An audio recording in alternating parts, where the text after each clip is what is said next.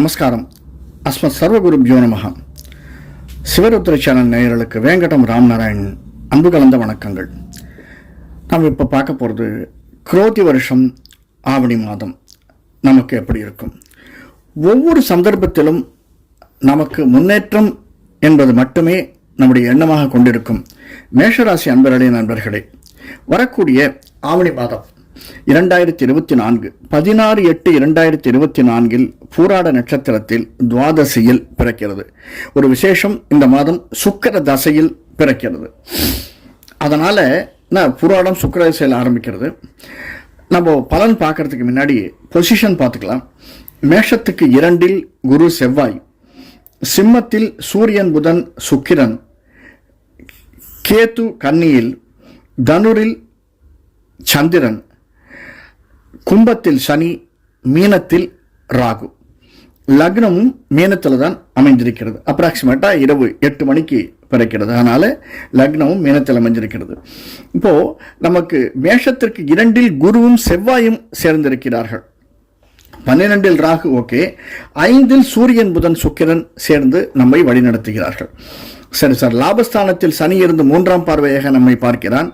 12ஆம் வீட்டில் இருக்கக்கூடிய ராகு 3ஆம் பார்வையாக நம்முடைய 2ஆம் வீட்டை பார்க்கிறார். அந்த 2ஆம் வீட்டில் குரு செவ்வாய் கூட இருக்கிறார். ஸோ ராகு குரு செவ்வாய் காம்பினேஷன் இந்த மாதம் நமக்கு எப்படிப்பட்ட பலனை தரப்போகிறது? நினைத்ததை நடத்தி கொடுக்குமா?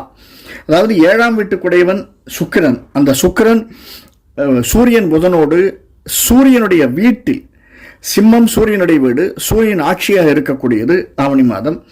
அந்த வீட்டில் சுக்கிரன் அமைந்து நம்மை வழிநடத்துகிறார். நாம் நினைத்தது நடக்குமா? 4ஆம் வீட்டில் இருக்கக்கூடிய, அதாவது 4ஆம் வீட்டுக்கு அதிபதியான சந்திரன் நமக்கு 9 குருவினுடைய வீட்டில், அந்த குரு நமக்கு 2ஆம் வீட்டில் இருக்கிறார். இப்படியாக சூழ்நிலை. அது மட்டுமல்ல, குரு 7, 8, 9ஆம் பார்வையாக நம்முடைய 10ஆம் வீட்டை பார்க்கிறார். இதையெல்லாம் வைத்து நாம் பார்க்கும்போது நமக்கு நாம் நினைக்கக்கூடியதை கிட்டத்தட்ட ஒரு 70 to 75% நடக்கக்கூடியதாகத்தான் இந்த மாதம் அமைந்திருக்கிறது மேஷராசிக்காரர்களுக்கு. மேஷராசி அப்படின்னு எடுத்தோம்னா அஸ்வினி, பரணி, கிருத்திகை 3 நட்சத்திரங்கள் வரக்கூடிய ராசி. 3 நட்சத்திரங்கள் வந்தாலும் சூரியன் மகம், புதன் மகம், 2 கிரகங்களுமே மகத்தில் இருக்கக்கூடிய கிரகங்களாகவும், சுக்கிரன் பூரத்தில் இருக்கார். ஏன்னா சுக்கிரன் அடுத்த வீட்டிற்கு கிட்டத்தட்ட 15ஆம் தேதியிலேருந்து கன்னிக்கு செல்ல போகிறார். இதையெல்லாம் நாம் கணக்கில் கொண்டு நாம் நினைத்தது, அதாவது வீடு மனை வாங்கணும்னா ஒரு நிச்சயமாக ஒரு மாற்றம் இருக்கக்கூடும் சார். அது புது வீடு வாங்கலைனாலும் சரி, புது வீடு வாங்கினாலும், அல்லது நாம் வேற இடத்திற்கு ஒரு ரெண்டில் இருந்தால் கூட வேற இடத்திற்கு மாறுவதற்கான சாத்தியக்கூறுகள் நமக்கு நிறைய இருக்கின்றன. லாபஸ்தானாதிபதி அப்படின்னு சொல்லக்கூடியதாக 2ஆம் வீட்டில் இருக்கக்கூடியவன் நம்முடைய 7, 8, 9ஆம் வீட்டுக்கு அதிபதியான 12ஆம் வீட்டுக்கும் அவர் தான் அதிபதி. அந்த குரு 2ஆம் வீட்டில் இருக்கிறார், செவ்வாயோடு இருக்கிறார். அதனால் பூமியினால் நமக்கு லாபம் வரக்கூடியதாக, பழைய நில தகராறு ஏதாவது இருந்தால் அதெல்லாம் தீர்ந்து கொள்ளும்படியாக இந்த மாதம் நமக்கு அமைந்திருக்கிறது, ஆவணி மாதம் அமைந்திருக்கிறது.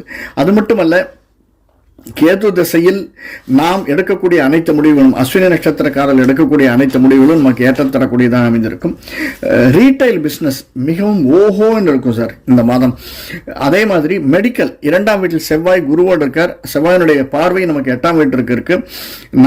1, 2, 3, 4ஆம் பார்வையாக நம்முடைய 5ஆம் வீட்டிற்கு இருக்குது. அந்த 5ஆம் வீட்டில் தான் சூரியன் புதன் சுக்கிரன் இருக்கார். அதனால நிலம் சம்பந்தமாக நாம் எடுக்கக்கூடிய முடிவுகள் அனைத்தும் நமக்கு வெற்றியாக இருக்கும். மருத்துவ செலவுகள் குறைச்சலாக இருக்கும். மருத்துவத்தில் இருக்கவர்கள், அது முதலாளியோ தொழிலாளியோ, லாபம் தரக்கூடியதாக இந்த மாதம் நமக்கு அமைந்திருக்கும். இதற்கு முத்தாய்ப்பு அளிப்பதாக குருவினுடைய வீட்டில் ராகு இருக்கிறதுனால சின்னத்திரை பெரிய திரை இருப்பவர்கள் இந்த மாதம் நல்ல லாபத்தை ஈட்டக்கூடியதாக இந்த மாதம் அமைந்திருக்கிறது. அது மட்டுமல்ல சார், நாம் நினைக்கக்கூடியதெல்லாம் விவசாயம் மெயினாக இருக்கக்கூடியது. விவசாயம், நீர் சம்பந்தப்பட்டது, நிலம் சம்பந்தப்பட்டது. 2ஆம் வீட்டில் இருக்கக்கூடிய செவ்வாயை ராகு பார்க்கறதுனால நீரும் நிலவும் நல்ல வளமாக இருக்கக்கூடியதாகத்தான் இந்த ஆவணி மாதம் அமைந்திருக்கிறது. எல்லா சந்தர்ப்பத்திலையும், எல்லா இடத்துலையும், இந்த உலகம் பூரானே சொல்ல, இந்தியா பூராவுக்கும் கிட்டத்தட்ட தமிழ்நாடு நல்ல ஒரு ஸ்திதியில் இருப்பதாகத்தான் நமக்கு தோன்றுகிறது. அது மட்டுமல்ல, படிப்பிற்காக மேல்நாடு செல்பவர்கள் அவர்களுக்கான விசா வரக்கூடியதாக, மேல்நாடு செல்ல எத்தனைக்கும் அனைவருக்கும், அது படிப்புக்காக இருக்கலாம், வேலைக்காக இருக்கலாம், அல்லது வெளிநாடு செல்ல பிசினஸுக்காக இருக்கலாம். எதற்காக இருந்தாலும் வெளிநாடு செல்பவர்களுக்கு இந்த மாதம் நாம் எடுக்கும் முயற்சிகள் வெற்றிகரமாக அமைவதற்கு நாம் இறைவனை பிரார்த்திப்போம், முருகனை பிரார்த்திப்போம், அம்பாளை பிரார்த்திப்போம். நமக்கு நினைத்தது நடக்கக்கூடியதாக அமைந்திருக்கிறது. நம்முடைய குலதெய்வ வழிபாடை விட்டுவிடாதீர்கள். இஷ்ட தெய்வம் நமக்கு அருளக்கூடியதாக இந்த மாதம் மேஷ ராசிக்காரர்களுக்கு ஆவணி மாதம் அமைந்திருக்கிறது. நன்றி, வணக்கம்.